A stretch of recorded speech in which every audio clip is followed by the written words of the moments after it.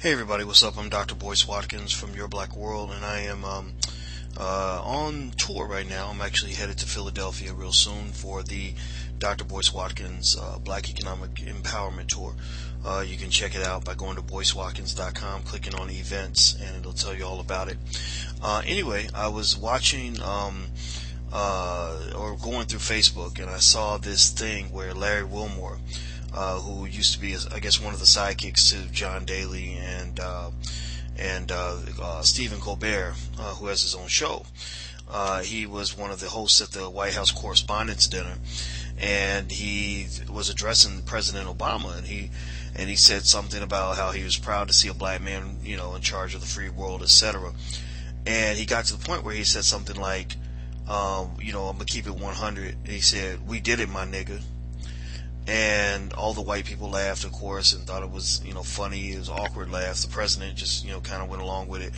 And I didn't like it. I became a little bit disgusted, that this kind of coonery is what we feel like we have to do in order to impress crowds full of white people.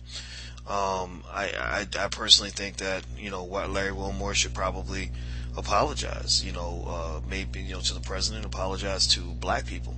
We don't co-sign on this idea of calling ourselves niggas in front of white people. It doesn't mean that it doesn't happen. You hear people say it all the time. I'm not somebody who's going to jump in somebody's stuff for doing that.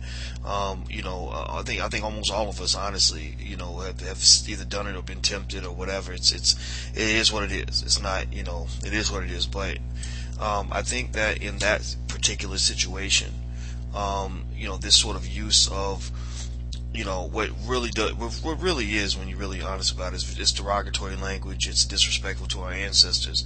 So you have this scenario where a black president is in front of the free world, where he's supposed to be the commander of the free world, and you basically just reduce him to a nigga.